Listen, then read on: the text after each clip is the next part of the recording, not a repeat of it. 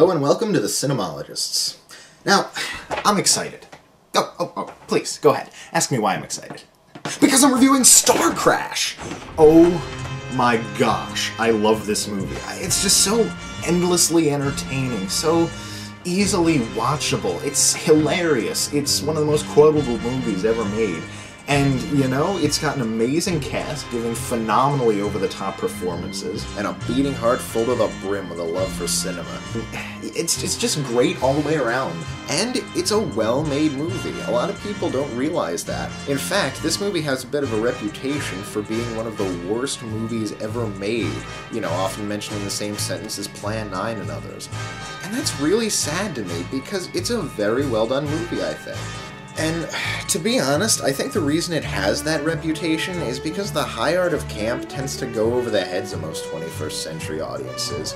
If you don't believe me, you can go check out the comments or user reviews on this movie, or Flash Gordon, the 80s version, or anything related to the Adam West Batman movie.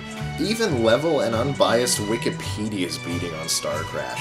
It spends much of the article talking about how critics panned the film, and even outright lies to us by saying that Starcrash ripped off Star Wars without success.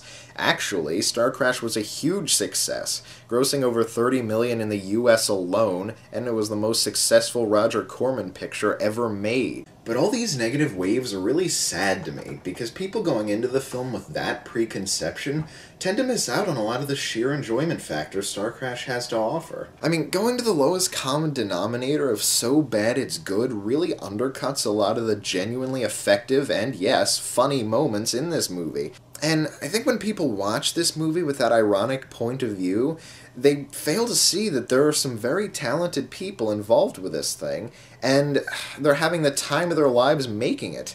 They know exactly what they're doing, and they're pulling it off beautifully. This is unbelievable. Fantastic. This movie's full of awesome stuff. I mean, you got cavemen, a planet of Amazon, stop-motion robots, a starship shaped like a hand, claw thing, a beautiful leading lady, hammy acting, incredibly lame attempts at prose, a barren desert of whiteness, lava lamp monsters, and lightsabers. What more could you possibly want? And speaking of lightsabers, actually, I really prefer the ones in this movie to the ones in Star Wars. I think the rotoscoping's a little more consistent, and the actual effect when it makes contact seems a little more realistic to me.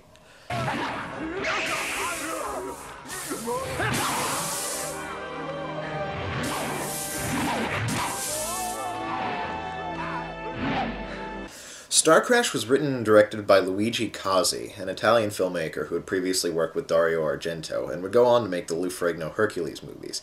Often his science fiction opus is dismissed as a Star Wars ripoff and nothing more, which is really unfortunate because the movie is much, much more. The film plays out like a love letter to sci-fi, fantasy, and all sorts of genres of film that Cozzi was a fan of. Most references are rather obvious, but others do take a more subtle form. Major Bradbury to Communication Bridge. Major Bradbury to Communication Bridge.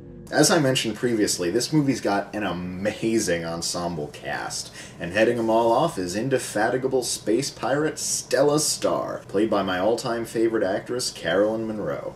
Although she's dubbed in the movie, Munro's great as always, and I'd have to say her best bits of acting come when she's exploring the corridors of mysterious spaceships or haunted planets' surfaces. She's got that adventurous look about her, like she's ready for danger, but also fascinated by the unknown. Then there's Acton, played by Marjo Gortner, who's Stella's partner in crime, and apparently has magical powers, too. For those who don't know, and that's probably most of you, Gortner was a televangelist turned B-movie actor whose real life was apparently so interesting that it was turned into a successful one-man play. He appeared in films like Food of the Gods and Bobby Joe and the Outlaw, and he's great here. Whether he's swinging that lightsaber around, calmly deflecting deadly rays, or giddily blowing spaceships out of the sky. Fire the laser cannon robot! Fire! Yeah! Ha-ha! There's also L, a law-enforcing robot who, much like Darth Vader, was portrayed by two actors. The actor in the suit's Judd Hamilton, who was Caroline Munro's husband at the time, and the voice was provided by veteran cartoon voice actor Hamilton Camp. L's quite possibly my favorite character out of the lot, and he delivers some of the best lines in the whole movie. You mean the treble, and I'm gonna clean out your sinuses real good, lady. And how could we possibly forget Joe Spinell as the evil Count? Yes? This man is phenomenal. Just look at that face. Listen to that voice. This is scenery chewing at a classically trained level. And dang it if his evil laugh isn't contagious.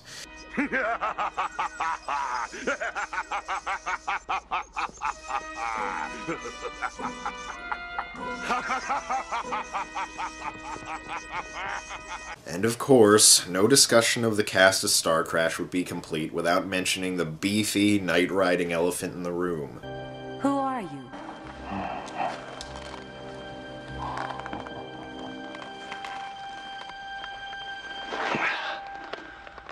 That's right, this was one of the first movies to feature David Hasselhoff, and to be honest, it really shows. I mean, not that he's bad or anything, actually quite the opposite, he seems to be really into the material.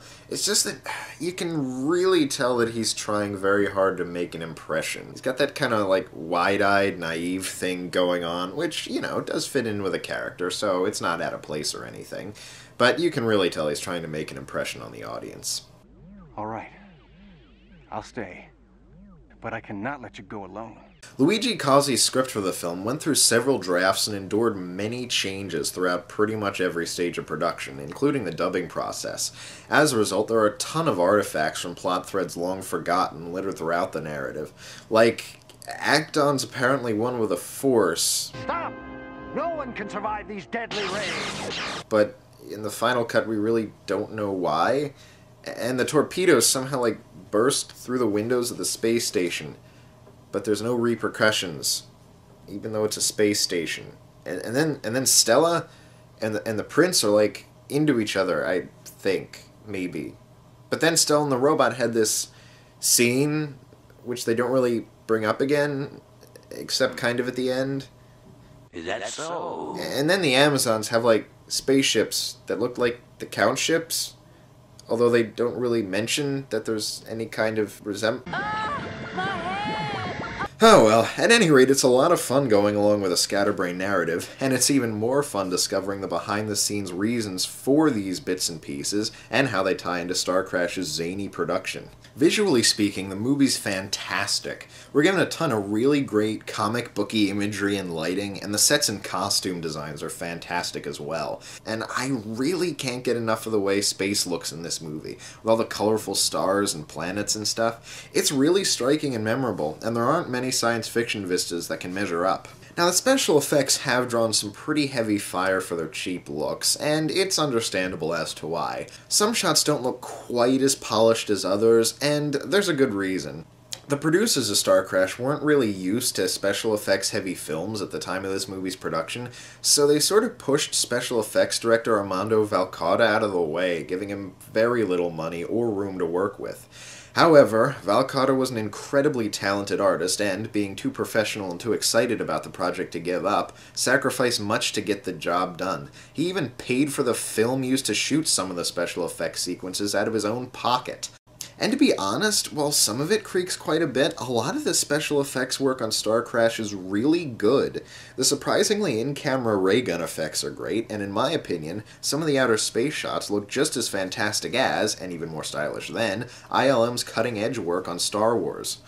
And even at its least convincing, the special effects in Starcrash show an intense love for filmmaking, which is just plain heartwarming. And what especially strikes me about this movie is the real professionalism and dedication shown by everybody involved with the production. I mean, even though this movie is, as intended by its producers, an exploitation film meant to cash in on the success of Star Wars, there are some pretty big names attached to this thing, and they're giving it their all. Like John Barry, for instance, one of the greatest and most well-known film composers working at the time, agreed to score the film after flying to Italy and viewing the rough cut, which he reportedly enjoyed the heck out of. Despite budget limitations and time limitations, in addition to the relatively minuscule orchestra he had to work with, Barry showed his resourcefulness and combined the instruments in a really effective way, giving us a rousing and memorable score.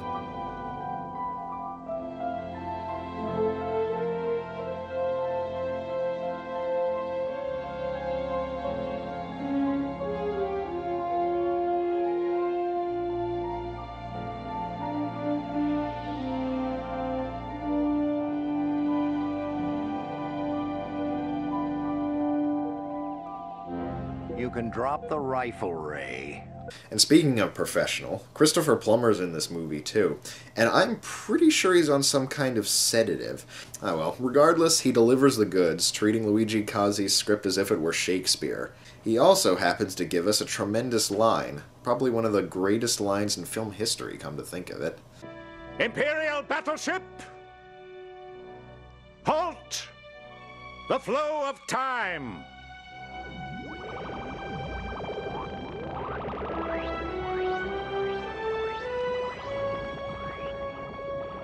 In the space of 3 minutes, every molecule on this planet will be immobilized. So as far as home video editions go, I'd highly recommend you pick up the Roger Corman Cult Classics edition of Starcrash. It's got some amazing special features, a wonderful transfer, and a great 5.1 and Dolby stereo sound mix. So yeah, there you go. Starcrash. Check it out. You most certainly will not regret it. This has been Joel Davidson for The Cinemologist, saying, see you next time.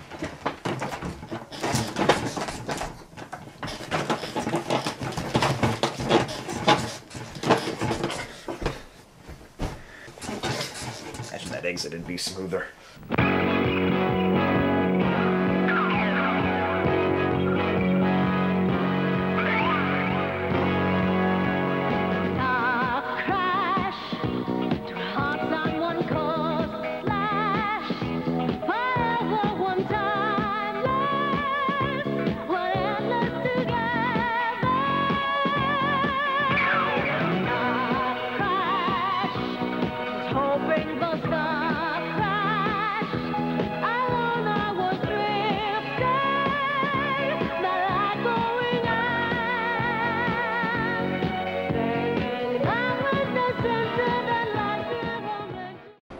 Look!